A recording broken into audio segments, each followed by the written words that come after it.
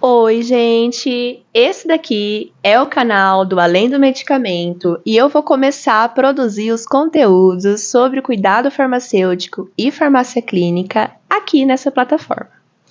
E hoje eu queria começar com um relato de experiência da minha atuação como farmacêutica voluntária em prol das vítimas da enchente lá no Rio Grande do Sul. Primeira coisa que vocês ficaram com bastante dúvida quando eu fui para lá como que você foi para lá, né? Da onde você surgiu?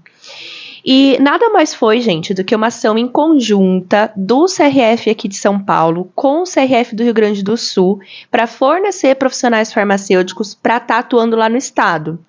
Isso por quê? Por que farmacêuticos?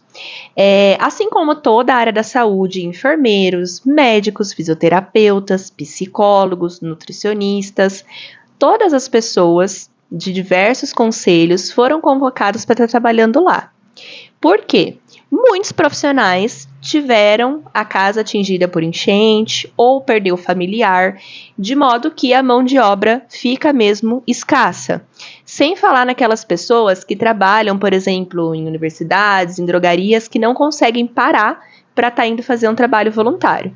Não que a gente consiga, porém, através de uma parceria, fica mais fácil de você encontrar pessoas disponíveis para aquele trabalho. E como que pensaram no farmacêutico, né? Por quê? Bom, o foco principal era para a gente organizar os medicamentos que foram recebidos de doação.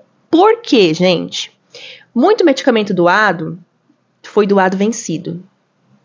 Sim, depois do pessoal doando cueca suja, o pessoal também doou medicamentos vencidos. Ou medicamentos que chegaram lá totalmente fora da conservação. E também medicamentos camuflados. Na caixa, por exemplo, estava escrito losartana, você abria, era a cartela de hidroclorotiazida. Sim, isso acontece. Então, como recebeu o Estado, né, muitas doações, precisava ter ali um profissional que organizasse, conservasse, fizesse uma triagem do que está mais apto para uso, do que não está, fazer o descarte, a separação e montar farmácias nos abrigos, nos locais de apoio. Então, precisava do farmacêutico para fazer isso. Então, assim, a gente foi dividido, tá? Vários pontos. Teve farmacêutico que ficou na Cruz Vermelha, no CRM lá do estado. Tiveram farmacêuticos que ficaram na Anrings, que era um local que recebia os medicamentos, era o estoquezão, assim, de Porto Alegre. Então, os medicamentos, depois de organizados, triados, iam para lá e ficavam no estoque, separado em ordem alfabética, com a conservação de temperatura e umidade, tudo bonitinho, certinho. E tinha o abrigo 60+, que foi onde eu fiquei. Mas antes de eu entrar nessa parte, deixa eu contar para vocês, então, como que aconteceu. Surgiu essa parceria dos CRFs, São Paulo e Rio Grande do Sul, e eles fizeram um banco de voluntários. Não sei se você vai lembrar, na pandemia, no início do Covid, o Ministério da Saúde fez também um formulário para os profissionais interessados em voluntariar se cadastrassem, né? E aí eles podiam ser convocados ou não. Foi parecido, eles abriram, eu me candidatei, e aí aconteceu de ser convocada. Na pandemia, não fui convocada para trabalhar, mas eu estava lá no banco de dados. Dessa vez, para o Rio Grande do Sul, eu estava no banco e fui convocada. O CRF, então, informava a gente como que a gente ia, da onde que saía o voo e para onde a gente chegava. Então, a gente já sabia que ia trabalhar em Porto Alegre, a gente sabia que era para organizar medicamentos, e mais perto da data, a gente sabia onde a gente iria atuar. E para estar atuando profissionalmente em outro local, você tem o seu registro do conselho de classe. Então, assim, a gente era do CRF São Paulo. Para atuar profissionalmente no Rio Grande do Sul, a gente precisaria, né, ter o cadastro no CRF do Rio Grande do Sul. Porém, existe uma forma de você pedir um visto temporário para trabalhar. Então, a gente teve que pedir esse visto temporário para trabalhar. E aí é gerado um número esse visto provisório, depois eu mostro para vocês. Então, a gente teve que ir atrás, em termos de documentação, dessa documentação e mais nada, né? Assim, o seu CRF em São Paulo tinha que estar ativo, você não podia estar com dívidas, multas, processo ético, você tinha que estar tudo ok aqui de São Paulo. Então, assim, eles também pediam o seu CRF São Paulo para eles dar uma consultada. Feito isso, passando nessa triagem, com a documentação pronta,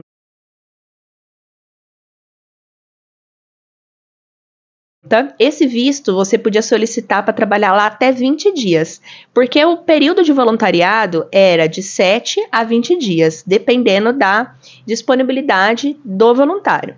Eu me cadastrei para estar voluntariando 7 dias. Por que eu não me voluntariei para trabalhar mais tempo? Eu não tinha banco de horas de trabalho suficiente. Sim, apesar de eu ser funcionária pública e de ser uma coisa de catástrofe do Brasil, eu não fui liberada para estar trabalhando, eu tive que usar o meu banco de horas. Então, assim, banco de horas, serviço eleitoral, tudo isso, ao invés de eu usar como folga, eu fiz o quê? Vou usar para ir para o Rio Grande do Sul. Por quê, né? Já já a gente fala sobre isso. Mas eu achei que era uma oportunidade de pôr a mão na massa e eu sou dessas pessoas que eu fico aflita e se realmente eu não pôr a mão na massa, eu falo assim, meu Deus, eu não tô fazendo nada. O que é uma ideia totalmente disfuncional, não tem nada a ver uma coisa com a outra e a gente vai conversar sobre isso também daqui a pouco. Mas enfim, fui, deu tudo certo, consegui minhas folgas, e aí eles informavam pra gente uma previsão da data de voo, porque o voo era feito pela Força Aérea Brasileira, e algumas coisas não acontecem como programado. Então podia acontecer do voo sair um dia depois, um dia antes, então eles davam uma previsão, e aí eu já avisei no meu trabalho essa previsão, e o horário do voo. O voo saía da base militar de Guarulhos, eu resido em Atibaia. Esse transporte de Atibaia até a base militar de Guarulhos, que não é o aeroporto de Guarulhos, apesar de ser próximo, é um local à parte, é feito por conta do voluntariado. Então, tive esse gasto de transporte, tanto na ida quanto na volta, e também a alimentação durante os seus dias lá era por sua conta. Eles só conseguiam um voo pela Força Aérea Brasileira, que é uma coisa do governo federal, né? E se você não sabe, qualquer civil pode viajar gratuito com a Força Aérea Brasileira, desde que seja um voo que eles já façam e você faça o cadastro antes. E a única coisa que o Estado pagou pra gente foi o local pra gente ficar. Era através de um voucher do Airbnb, que aí eles faziam um pagamento via esse voucher pra onde você ia ficar. Então, assim, teve um pouco de conturbação, porque pra entrar numa base aérea militar é o ó. Tipo assim, você tem que dar tudo que você tiver da tua vida pra eles vasculharem. Tem que ter um militar pra ir com você até onde você vai, senão você não entra. Então, assim, é tudo totalmente bem controlado. E aí, assim, eu fiquei assim, meu Deus do céu, que trabalheira. E o voo vai sair numa hora, sai na outra, e veio o cachorro cheirar as malas tudo, pra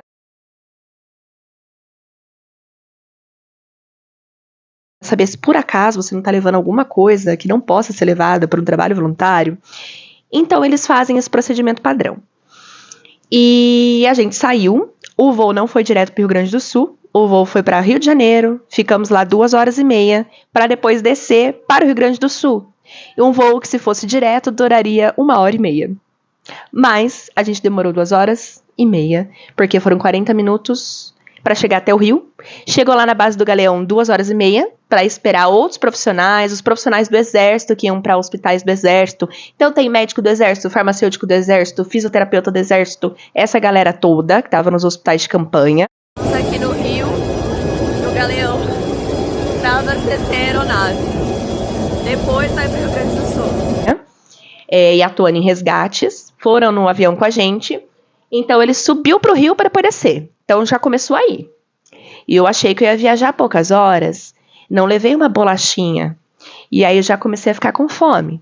Mas no Rio de Janeiro, essa base tinha restaurante, então deu pra gente se alimentar. A de São Paulo não tem e nem a do Rio Grande do Sul. Então se um dia você for viajar, leva comida, porque não é toda base militar que tem onde você comprar o que comer. E você não pode sair de lá e entrar de novo.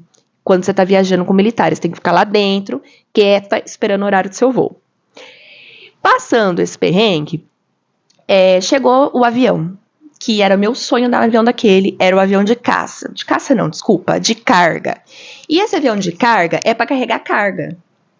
Então, assim, não é muito confortável você viajar nele, entendeu? Tem alguns lugares para você sentar, que parece mais umas redes. E, enfim, a gente foi com os militares. e todo aquilo, né, eles falam a mesma coisa. Se o avião cair no mar, tem um negocinho embaixo da sua poltrona. Se você acontecer tal coisa, despressurizar, vai cair a máscara de oxigênio. E eu só olhando pra cima não via máscara alguma.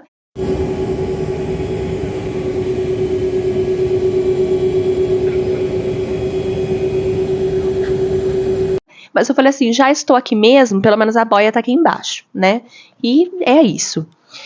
E a gente foi, chegamos lá em Porto Alegre.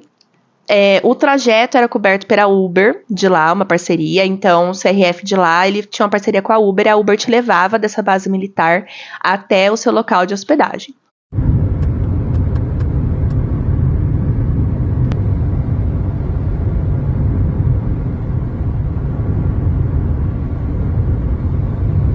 O local de hospedagem a gente escolhia e a gente podia ficar próximo da onde a gente quisesse. Por exemplo, eu quero ficar próximo do centro comercial para eu comprar coisas para eu comer. Eu escolhi ficar perto do abrigo, porque nessa altura, antes da gente fazer a reserva, a gente já sabe onde a gente vai ficar. E aí eu tive a sorte de ficar com uma dupla no abrigo 60 mais. E por que eu digo sorte? Porque, gente, todo mundo sabe que eu sou da área clínica. E se eu ficasse trancada numa sala só triando medicamentos, provavelmente eu ia falar assim, meu Deus do céu, me leva embora. Mas eu tive a sorte de ficar nesse abrigo 60 mais, e eu acho que eles acabaram selecionando por conta disso também, porque eles pediam no formulário sua área de atuação. Então eu fiquei muito feliz quando eu sabia que eu ia trabalhar com idosos, porque é o público que eu mais gosto de trabalhar.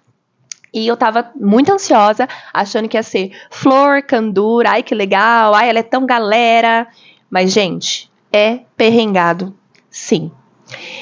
Primeiro que você chega numa situação onde você não conhece as pessoas, o costume é totalmente diferente, as gírias são diferentes e você não sabe direito o que é pra fazer.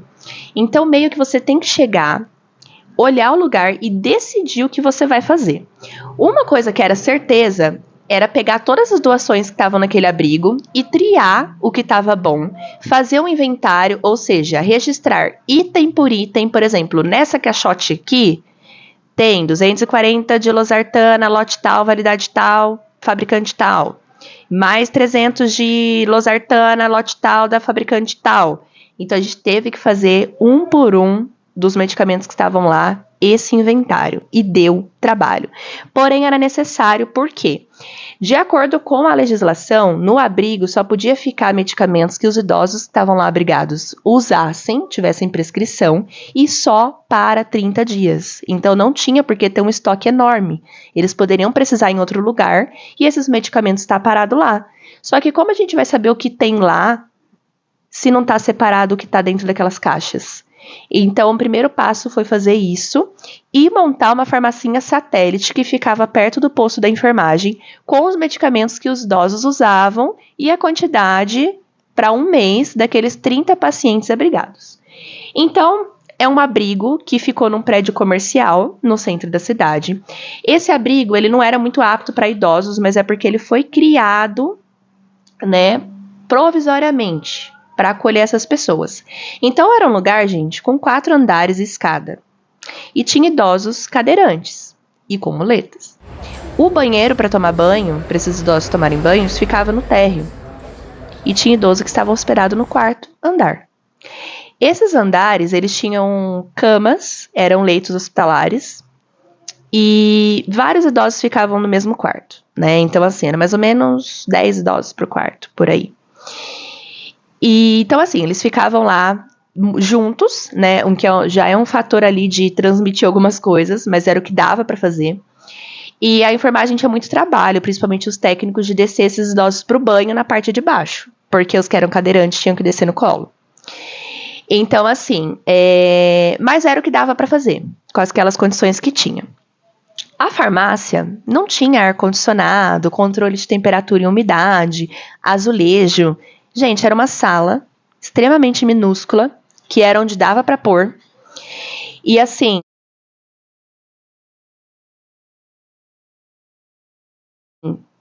não tinha nada que a legislação pedia, porque era uma coisa provisória. Então, eu acho que é um aprendizado a gente saber o que dá para fazer o mais perto possível do ideal, com as condições que a gente tem. Então, nessa farmácia de cima, a gente começou também a ver o que eles usavam.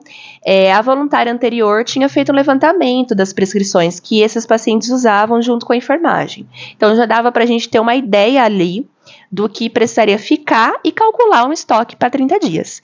E o que tivesse prescrito para algum idoso que não tivesse lá, a gente tinha que ir atrás, através desses postos de doação, fazendo os pedidos.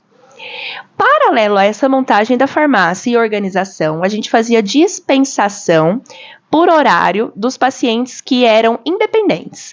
Então, o paciente ia lá até a farmácia, a gente destacava o medicamento no copinho e ele administrava ali na nossa frente.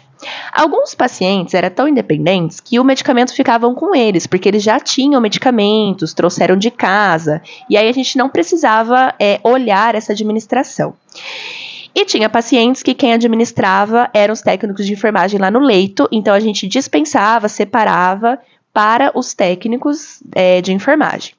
A gente também tinha que fracionar dentro do possível ali, porque a gente não tinha uma seladora, mas separar desses pacientes que recebiam no leito os medicamentos da noite, porque à noite era outra equipe de técnicos e a gente já não estava mais lá.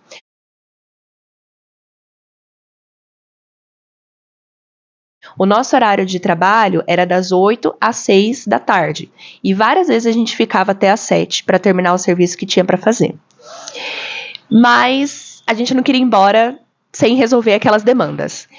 Outra coisa que a gente pôde fazer também, eu trabalhei muito com a enfermagem e com os médicos. De contratados para estar lá mesmo, era só a enfermagem do período de dia. Então, tinha 3 enfermeiras e uma equipe de técnico. Eles eram contratados. Os técnicos que ficavam à noite, enfermeiros que vinham à noite, eram voluntários, então não tinha ali uma escala fixa. Os médicos eram todos voluntários, os farmacêuticos eram voluntários, fisioterapeutas e nutricionistas também. E aí, muitos voluntários eram estudantes da Federal do Rio Grande do Sul.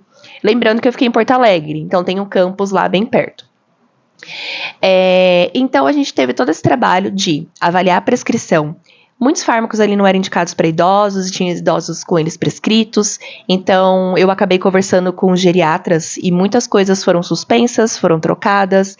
A avaliação das doses, né? Olha, essa dose está um pouco acima, o paciente está com isso, está com essa reação adversa. Então, eu pude fazer um pouco de conciliação medicamentosa. Coisas que estava prescrito, mas o idoso já não usava há anos e ele estava compensado do quadro. Então, precisa daquilo na receita? Será que a gente precisa manter esse medicamento em estoque? Se o São João já não está tomando e está tudo bem com a pressão dele? Então, essas conversas de manejo clínico, principalmente idosos que são polimedicados, foi muito importante. E a figura do geriatra foi ótima, porque o geriatra tem essa visão de que o idoso realmente só vai tomar o que ele precisa. Porque senão, gente, eles ficam tomando 12 medicamentos e eles não vão tomar 12 medicamentos cada um no horário na sua casa. Isso prejudica demais a adesão. Já tem uma dificuldade para deglutir quando você é idoso. Então, quanto menos medicamento você necessitar e realmente for necessário, melhor. Então, a gente fez esse trabalho clínico junto aos prescritores, que foi muito legal. E uma coisa de proximidade com os pacientes, além da dispensação, era ajudar a administração no leito. Porque os técnicos demoravam muito para dar banho, por conta dessa questão da escada. Então, alguns horários de medicamentos passavam da hora de subir e fazer a administração. Então, eu subia e fazia essa administração no lugar dos técnicos e a gente ia se ajudando nessa parte. Então, foi um trabalho muito em equipe, muito multiprofissional, mas teve também, digamos, os efeitos adversos. Primeiro, a gente meio que ficava sem orientação. Então, o seu trabalho, você tinha que definir um plano de trabalho sozinha. E quando a gente estava esperando que ia ter alguém lá esperando a gente, falando, vocês têm que fazer isso. E não tinha. As coordenadoras do projeto, que estavam ajudando, são pessoas que estavam trabalhando, professoras universitárias. Então, o apoio era remoto e muitas vezes elas não sabiam o que estava acontecendo de fato ali dentro do abrigo, porque dependia de voluntários, os voluntários trocavam toda hora. Então, assim, a hora que eu cheguei e eu vi que a gente estava totalmente assim, sem desorientada, meu Deus, o que eu faço? Me deu um pânico, né? Mas aí a gente sentou e falou, calma, vamos lá, vamos começar pelo inventário e depois a gente vê o que dá para fazer de termos de cuidados com o paciente. A minha dupla era mais da indústria, então ela tinha mais um quê de fazer inventário, os lotes bonitinhos, separar bonitinho, organizadinho. E aí a gente ia se ajudando e ela falou assim, olha, estamos quase acabando o inventário. Toca o pau na sua clínica, faz aí o que você sabe fazer e me deixa organizar isso aqui que vai dar certo. E a gente se dividiu assim. Por conta dessa divisão e desse apoio mútuo que eu tive com a minha dupla, eu consegui fazer clínica. Então eu fiquei ali os tempos que eu fiquei fazendo clínica. Isso foi muito legal. A equipe não teve nenhuma resistência no começo, então não tive nenhuma dificuldade nessa parte, principalmente com os geriatras. A gente ajudava muito ali no levantamento de informações dos pacientes, que algumas coisas passavam batidas. Então a gente entrava ali com a nossa anotação para complementar. Mas teve alguns pontos tristes que é legal você saber quando você vai trabalhar. Primeiro, seu psicológico tem que estar muito bom. Por quê? Você fica longe da sua casa, muitas vezes você passa da hora de comer. Era um trabalho que era em pé, porque não tinha cadeira. Todo esse levantamento de estoque ele era feito manualmente, a gente não tinha um computador para usar, era um computador só para o abrigo todo. Então, assim, você não vai trabalhar conforme você está acostumado. Então, assim, você não vai fazer só o seu trabalho, você vai fazer o seu trabalho em condições precárias. Tudo que estava ali era doação, desde alimentação, desde roupa, desde cobertor, tudo que os idosos usavam era de doação. Então, às vezes, você via pessoas tendo falta de algumas coisas que você não conseguia ajudar. Então, o fator psicológico pesou demais. Segundo, a população idosa é uma população que é muito renegada pelos familiares. Então, assim, tinha muitos idosos abandonados que moravam sozinhos, frágeis, que não tinha nenhum parente ali para receber eles na casa, ou tinha, mas o parente não queria, então eles ficaram no abrigo. E aí você vê histórias como essa, te deixa um pouco de revolta, porque, pô, é seu familiar, ele perdeu a casa na enchente, e aí você prefere deixar ele aqui nesse abrigo, sendo que você poderia cuidar dele na sua casa. Enfim, né, choices. E uma coisa que me pesou muito foi um grupo de idosos que veio de uma clínica clandestina de idosos, onde eles não eram alimentados, eles não tomavam banho, eles não davam os medicamentos. E como essa clínica clandestina foi inundada, esses idosos foram para esse abrigo provisório. E chegaram lá bem desnutridos e com lesão de violência. Uma das idosas chegou com 29 quilos, totalmente desnutrida, não conseguia ficar em pé, não conseguia andar, porque ela não tinha força. E aí a nutrição fez um trabalho lindo junto com a fisioterapia. E quando eu fui embora, ela já estava andando, apoiada, claro, com 2 pessoas do lado, mas estava se movimentando. Idosos que não tinham assistência à saúde, então tinha idosos que teve AVC e não foi estimulado, não fez uma fisio, não teve acesso a um estímulo. Então tinha uma parte do corpo que estava paralisada, que poderia não ter ficado assim, se tivesse tido acesso à saúde antes. E a questão do trauma, né? Eu nunca tinha visto de perto essa questão da saúde mental traumática após catástrofe. E assim, muitos pacientes que estavam descompensados de diabetes e hipertensão, nem sempre era por conta dos medicamentos. Era sempre posterior pico de pressão após uma crise de ansiedade. Tinha idosos que tinham crise de ansiedade quando iam dormir e aí passaram a ter insônia. Porque se a pessoa dormia, né, quando ela dormisse, ela sonhava com a água levando as coisas dela embora. E isso já dava uma taquicardia, já dava uma crise de ansiedade e um pânico. Então, muitos idosos que não tinham ansiedade, não tinham síndrome do pânico, antes da enchente, estava começando a apresentar.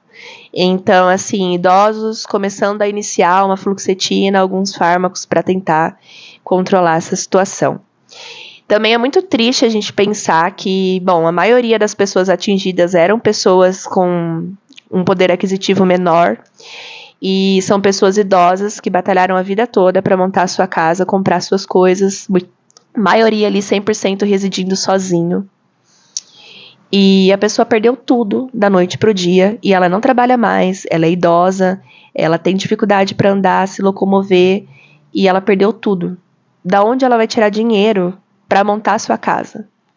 Então, tudo isso deixava eles aflitos, depressivos, agitados, né? Então, é um impacto muito grande. E a gente, como profissional, observar isso é importante, porque às vezes a gente vai trabalhar em cima só de uma ansiedade, mas tá bom, você vai tratar a ansiedade, mas e a casa dele? Enquanto ele não tiver a casa, ele realmente vai ficar em crise, ele realmente vai ficar aflito, vai ficar nervoso.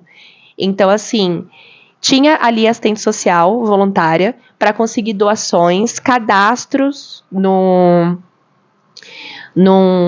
tipo um CRAS, alguma coisa assim, que o governo ele dava um valor em dinheiro para quem foi atingido pela enchente, mas a pessoa tinha que ter um cadastro e apresentar os documentos.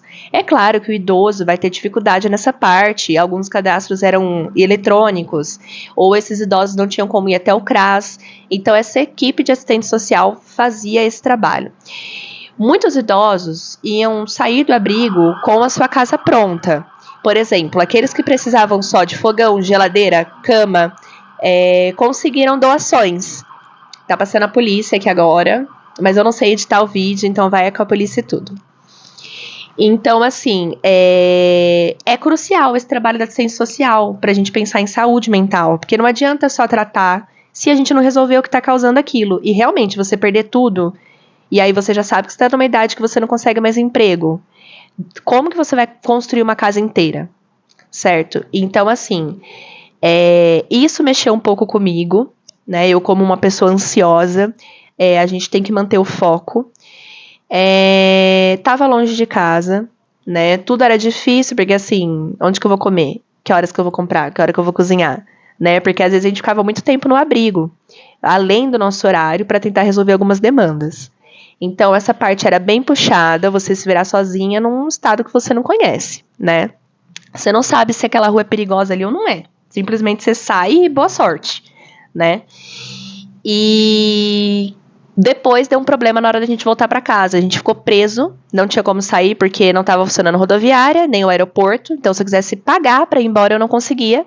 A única saída mesmo era pela base militar. E a Força Aérea marcou e remarcou o voo várias vezes. E eu acabei ficando lá 10 dias. E tive que pagar essas horas depois, ficando até mais tarde no meu trabalho, para não ser descontada. Porque eu só tinha banco de horas para 7 dias. Uma coisa que me pegou muito também é o frio. Eu nunca tinha sentido frio do Rio Grande do Sul. É totalmente diferente do daqui. 10 graus daqui, 10 graus lá. É totalmente diferente. E eu tive algumas reações de sensibilidade ao frio. Então, assim, a circulação não chegava, né? Tipo, nas mãos e nem nos pés. Então, eles ficavam endurecidos. Arroxeados, e eu também tive inchaço, eu fiquei bem inchada, e aí um dos médicos conversou que era uma hipersensibilidade ao frio, que às vezes a pessoa costuma desenvolver numa tentativa do corpo suportar aquele frio, e realmente era muito frio, e assim, eu levei bastante roupa, mas às vezes as roupas que eu levei não era suficiente, então eu tinha que ficar bebendo água quente, qualquer coisa que tivesse lá no abrigo toda hora para suportar trabalhar no frio. E muitas horas em pé. Então, assim, não é um trabalho fácil. Foi uma experiência muito boa, da qual eu não me arrependo. E eu tive que ceder várias coisas. Eu tive os gastos, né? Tive a questão do banco de horas, que eu tive que usar. Mas a gente tem que saber que quando a gente vai para um voluntário, a gente vai para isso, né? Você não vai para ter algo em troca necessariamente. Você vai para ceder o máximo que você pode. E eu queria muito ter essa experiência. Me deu um pouco de ansiedade de não conseguir voltar, porque se eu não voltasse eu ia de fato ter desconto do meu trabalho, alguma coisa iria acontecer, eu poderia até de repente tomar uma suspensão, alguma coisa por não aparecer no trabalho, e assim, eu não conseguia negociar, esse negócio de compensar as horas foi um pouco difícil, de eu ter que fazer essas horas para compensar depois, e não era minha culpa, eu não conseguia abono, eu não conseguia voltar, e aí isso foi me dando uma ansiedade lá. E aí eu falei, meu Deus, e agora se tiver outra enchente e eu não conseguir sair nem pela base aérea? Porque a base aérea foi atingida também, e na semana que eu cheguei lá tinha previsão de chuva e o rio continuava na capacidade máxima. Então se chovesse, ia alagar de novo. Não lá onde eu estava, mas eu não iria conseguir sair de Porto Alegre. E isso tudo deixou a gente bem aflitos. No fim das contas, deu tudo certo. E eu quis fazer esse vídeo para falar desse relato, não só para falar da importância do profissional farmacêutico, de tipo, ai, como eu sou legal, sou galera, não, mas para passar um relato de como é diferente a gente trabalhar com essas populações, o quanto a gente cresce, né? Muitos idosos ali, eles não queriam uma intervenção da saúde, uma intervenção médica, uma intervenção farmacêutica, eles queriam só conversar, né? E essa questão da desigualdade social, desse fato dos idosos na nossa sociedade não ser valorizados, ser deixados de lado, tudo isso bate bem na nossa cara quando acontece esse tipo de catástrofe. Então é bom para a gente se tornar mais humano. Ali vai ter horas que você não precisa ser um profissional, você precisa ser um amigo, você precisa ser uma escuta, que aquilo vai ajudar mais a Dona Maria do que se você ficar questionando por que ela não tá tomando a hidroclorotiazida dela no horário. Então, assim, foi uma experiência muito boa. Eu participei de uma outra experiência por conta, que não era vinculada ao CRF, que era de lavar casas da enchente para devolver para as pessoas.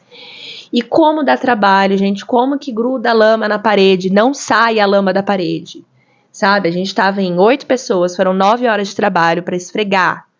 E assim, com o risco de se infectar, né, porque era água de enchente, né, leptospirose tá aí, mas a gente usou todos os EPIs bonitinhos e foi muito gratificante devolver a casa limpa para uma pessoa. E você olha para casa, você acha que você não ia conseguir limpar, e quando você vê ela limpa, você vê que tudo valeu a pena. A gente se alimentou de doação nesse dia, porque não tinha nada perto. E foi muito gratificante devolver essa casa. E ao mesmo tempo triste, porque só sobrou a casa mesmo. Nem os vidros das janelas sobreviveram à enchente, então perdeu fogão, perdeu geladeira, cama. A pessoa só tinha casa, mas não tinha como ela sair do abrigo que ela estava, porque ela ainda não tinha onde dormir, né? Mas tudo estava sendo visto em grupos de voluntários de doação e eu creio que tenha dado certo, porque antes de eu ir embora ele já tinha conseguido um fogão de doação. Já é um começo. Então eu só queria deixar essa experiência para vocês. Foi muito bom profissionalmente, principalmente como pessoa.